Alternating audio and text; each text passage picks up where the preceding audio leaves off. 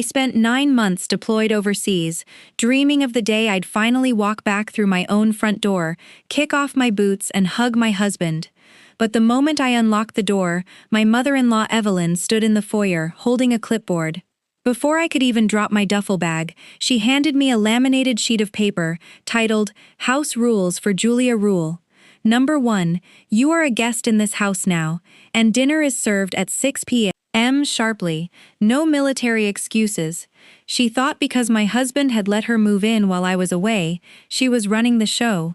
She thought I was just going to smile, follow her ridiculous demands, and hand over my own home. What Evelyn didn't realize is that I didn't just come back with military discipline, I came back with the deed, a legal strategy, and a plan that would turn her rules entirely against her. Follow my story until the end. And comment the city or country you're watching from so I can see how far my story has reached.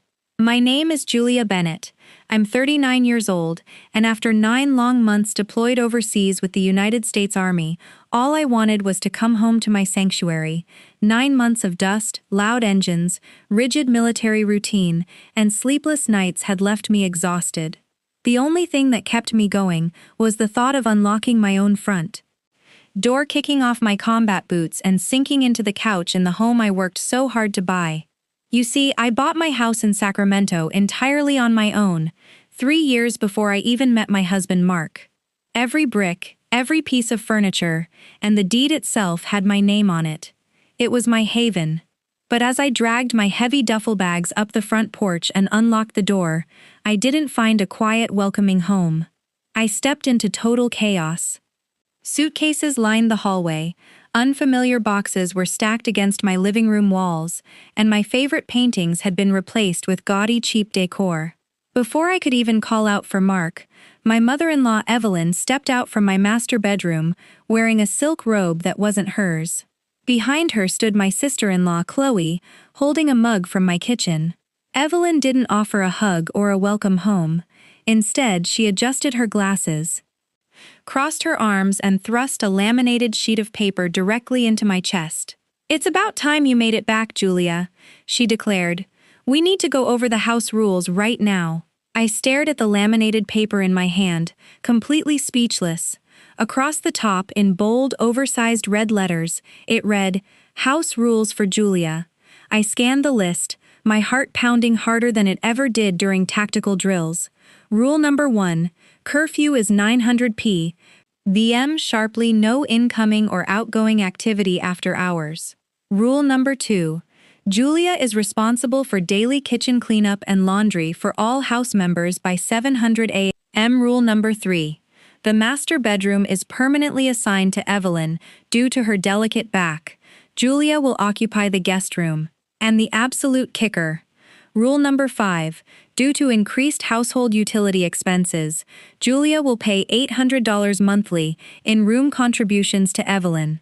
$800 a month to live in my own house. The house I paid the mortgage on every single month. Just then, Mark walked in from the kitchen holding a bag of groceries. He looked at me, then at his mother, shifting uncomfortably on his feet. "Mark," I said, holding up the paper, my voice dangerously calm. "What is the meaning of this?" Mark wouldn't even meet my eyes. "Look, Julia, let's not make a scene," he muttered, coming over to pat my shoulder. "Mom and Chloe were having a hard time with their landlord while you were away. They just needed a place to stay. Mom put those rules together just to keep some order around here while you transition back to civilian life. It's really not a big deal." It wasn't a big deal. My husband had secretly handed over my home, my bedroom, and my life to his entitled mother and expected me to fall in line. 9 months in the military had taught me one critical lesson: never launch a counterattack without gathering full intelligence first. So instead of exploding right then and there, I let out a slow breath, folded the laminated list, and slipped it into my pocket. "Fine," I said, keeping my face completely unreadable. "I'll head to the guest room and unpack." Evelyn smirked, clearly believing she'd intimidated me into submission. Mark looked visibly relieved, thinking he'd successfully avoided a confrontation. But while they thought I was meekly accepting my new role as a guest in my own home, I spent the next 24 hours quietly observing everything. That evening I sat in the guest room with my laptop, pulling up my financial statements. What I found made my blood run cold. The joint household account I'd set up for Mark to manage utility bills had been systematically drained. Thousands of dollars had been transferred out over the last 6 months, paid directly to high-end clothing boutiques, luxury spas and credit card balances. Under Chloe's name, Mark hadn't just let them move in. He'd been funding their lavish lifestyle with my hard-earned military pay. But the breaking point came at midnight. Stepping out into the hallway for a glass of water, I heard hushed voices coming from the living room. Evelyn was on speakerphone with someone, her tone dripping with greedy ambition. "Don't worry, Arthur," she was telling her real estate agent. "Julia is weak. She's already following my house rules.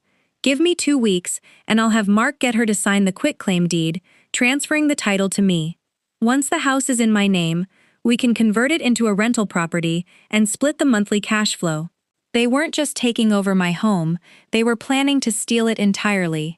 If Evelyn thought she was dealing with an ordinary pushover daughter-in-law, she was about to get a very rude awakening. I didn't sleep a wink that night. Instead, I spent the quiet hours assembling my battle plan, making phone calls, and gathering every legal document, proving sole ownership of my home. At exactly 5 a.m. the next morning, my operation began.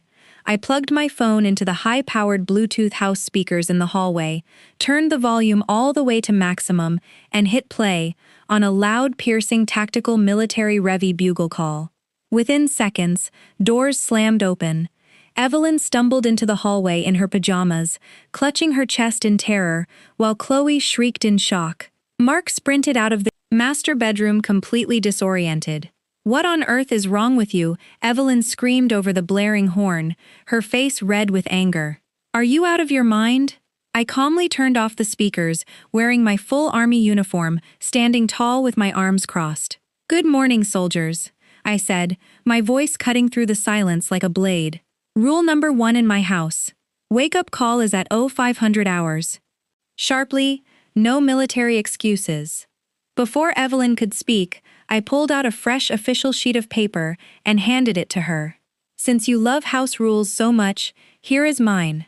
It's titled, Property Commandment and Eviction Notice." Evelyn grabbed the paper, her eyes bulging as she read the terms out loud. "Item 1, I announced, looking right at her. You have precisely 2 hours to pack every single personal item you brought here. Item 2, the joint household account has been officially frozen due to unauthorized fraudulent transactions. Item 3, the Wi-Fi has been disabled, and a private moving crew is already parked outside to remove any furniture that was bought with my stolen money. You are officially relieved of duty in my home." Evelyn's face turned from bright red to a ghostly pale, but her arrogance quickly flared back up. "You can't do this," she shrieked, waving the paper in my face. "This is my son's house. He invited us here, and you have no right to kick us out like dogs. I'm calling the police and will sue you for unlawful eviction." Mark stepped between us, looking panicked. "Julia, stop this right now," he yelled.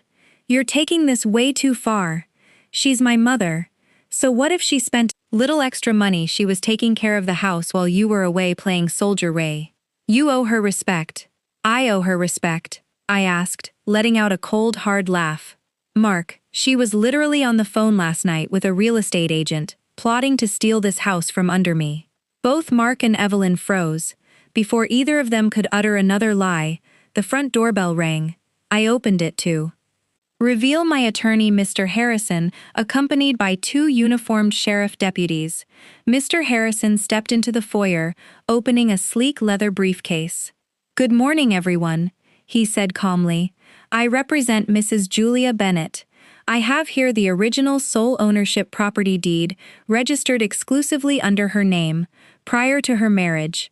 I also have 6 months of bank audit reports detailing over 14 000,000 in unauthorized withdrawals from her personal accounts. He pulled out 2 official legal documents and handed them directly to Evelyn and Chloe.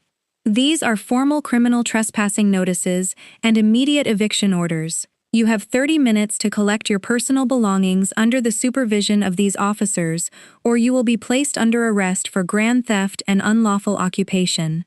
The sight of 2 sheriff deputies standing in my living room completely broke Evelyn's composure. All of her smug confidence, her demanding house rules, and her fake authority vanished in an instant. She burst into hysterical tears, sinking onto my sofa, and weeping that I was a heartless monster who was ruining her life. Chloe didn't say a word. Pale and trembling, she grabbed her designer bags, bought with my stolen money, and began shoving her clothes into suitcases as fast as she could. The deputies stood over them with arms crossed, quietly directing them to hurry up and step outside, while my mother-in-law and sister-in-law were being escorted out to the driveway. Like common trespassers, I turned my attention to Mark. He stood frozen in the middle of the hallway, looking small, disgraced, and utterly defeated. "Julia," he whimpered, his voice shaking. "Please, you can't be serious about pressing charges. She's my mother. Your mother tried to steal my life's work, Mark," I said, stepping up to him, "and you helped her. So here is your ultimate choice, and you have 10 seconds to decide." I pulled a second folder from my attorney's hands. Option A, you sign a legal postnuptial agreement today, agreeing to garnish your salary until every single penny stolen from my account is fully reimbursed alongside mandatory marriage counseling. Option B, you walk out that front door right behind your mother, and my attorney hands you divorce papers before you hit the pavement. Mark stared at the document, tears finally welling up in his eyes, as the reality of his massive mistake crashed down on him. Without saying another word, he grabbed a pen and signed his name. 3 months have passed since that 5 a.m. wake-up call, and my life has finally returned to peace. Evelyn and Chloe now live in a cramped 1-bedroom apartment on the far side of town. With no access to my bank account, they were forced to sell their designer items just to cover rent. As for Mark, he is currently working 2 jobs, his regular office job and a weekend night shift to pay back every single dollar he allowed his family to take from me. We're in counseling, but the power dynamic in my home has changed forever. He knows that if he ever puts his mother's greed over my loyalty again, he'll be out on the street with her. My house is once again my sanctuary. The cheap decor is gone. My quiet evenings are back. And no one hands me a list of rules in the home I built with my own hands deploying overseas, taught me how to handle tough situations, but standing up to entitled family taught me something even more important. Never let anyone make you feel like a guest in your own life. Now I'm curious about all of you watching. Did I go too far with my 500A? Makeup call and legal eviction, or did my mother-in-law get exactly what she deserved? Let me know your thoughts in the comments below. If you enjoyed this story, make sure to hit that like button, subscribe to the channel, and check out the next video on your screen for even more crazy family drama. Thank you for watching.